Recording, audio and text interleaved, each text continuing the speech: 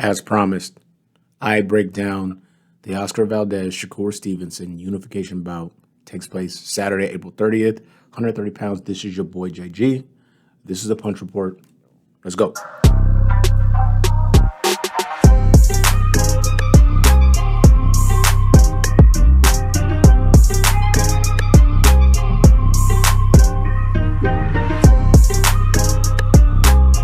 Like I said before, yo, welcome back to the channel. This is your boy JG. This is the Punch Report.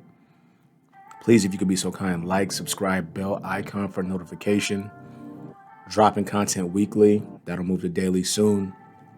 And I can't wait to get into this one. On this channel, we cover all things boxing, all things MMA, all things combat sports.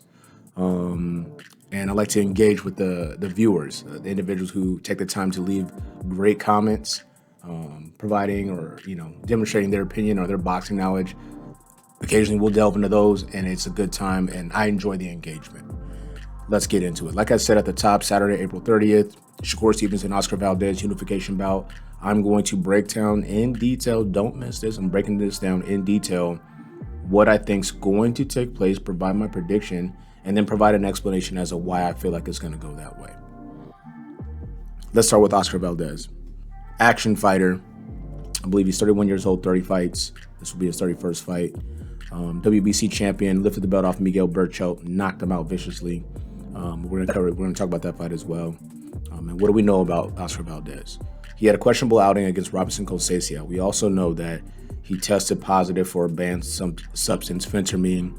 The WBC looked out for him. This is not bullshit. It just happened. It is what it is.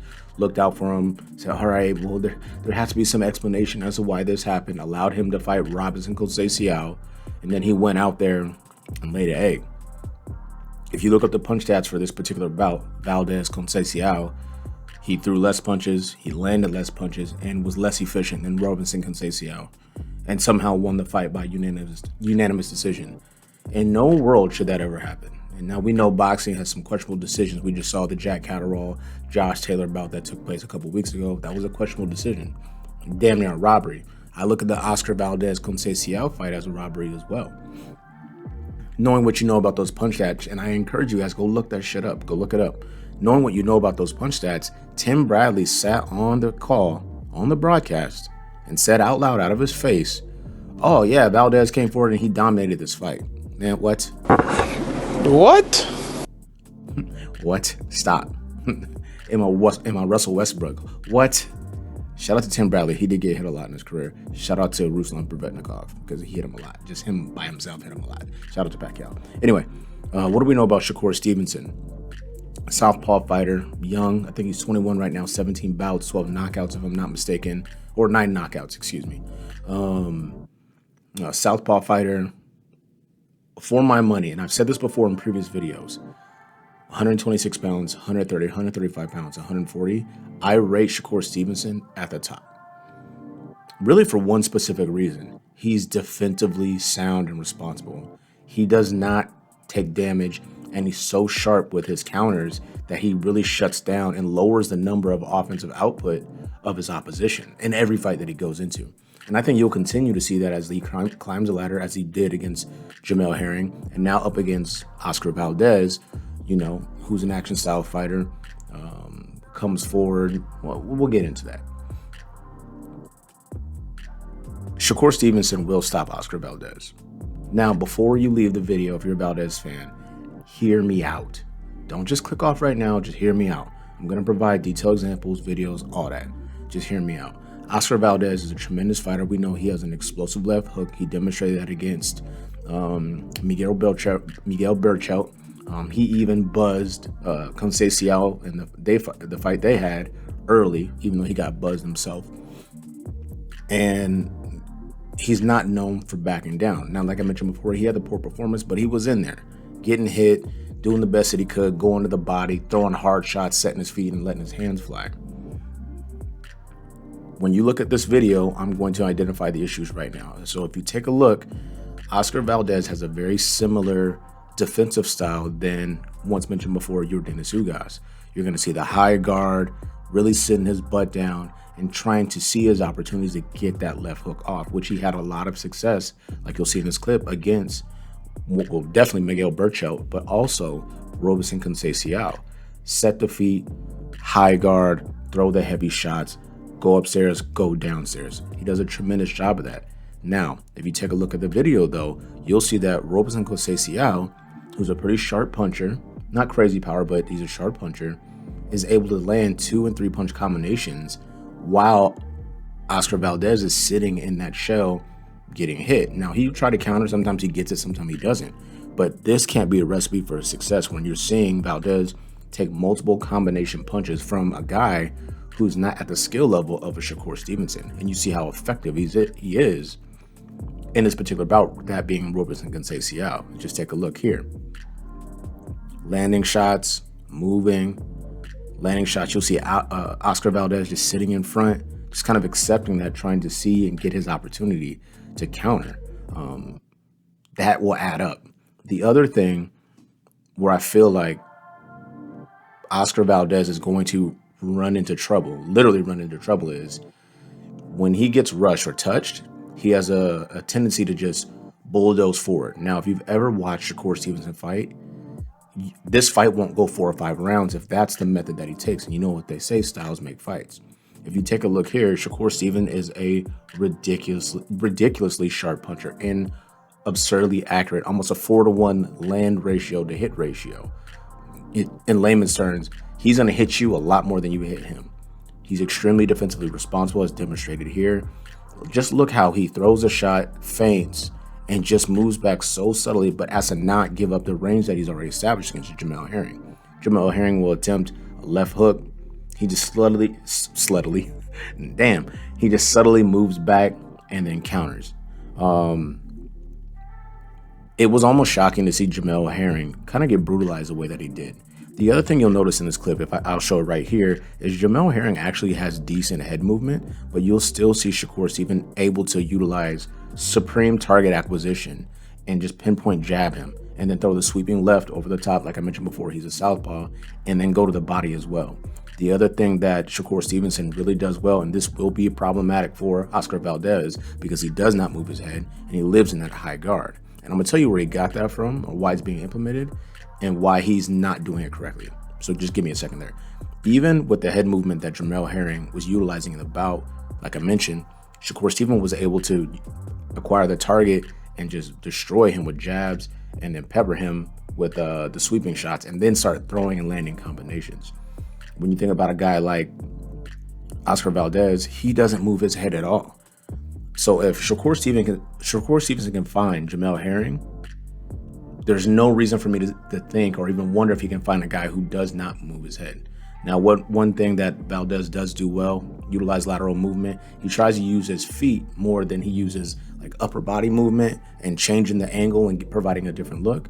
He'll circle, reset, and then try to establish range. The problem is when you start setting your butt down and going with that high guard and that shell against an accurate puncher like Shakur Stevenson, it's just not going to be a long night.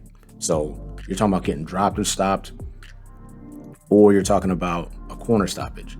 Now, when you talk about Oscar Valdez, I don't want to say he has a bad chin, but he's been buzzed quite a bit in his professional career in 30 fights. I think about Miguel Burchell before he got folded up, had a little bit of success. Scott Quigg, which is an older fight, he hurt Oscar Valdez multiple times. And Robeson Conceição essentially landed at will against Oscar Valdez. These fighters are not at the level and caliber or have the pedigree of a Shakur Stevenson. So if you take this readily available information and apply it to this upcoming bout, one would have to figure that it's highly likely that Shakur Stevenson is going to have a measure of success in this fight that's going to far exceed some of the other successes that he had. Because like I mentioned before, Jamel Herring, fast hands, athletic, solid head movement, got picked apart and got stopped. That's the thing that happened. Oscar Valdez doesn't move his head, sits in the shell. He does have good power, and he's just available to be hit. The other thing that's concerning for me from an offensive perspective, if you're Oscar Valdez, is that left hook that's so bread and butter oftentimes comes wide. So that's going to provide an opportunity for Shakur Stevenson to step inside of that and just counter viciously. More often than not, what you'll see Oscar Valdez do is show what looks like a jab, and then he'll whip the shoulder wide open and turn it into a hook.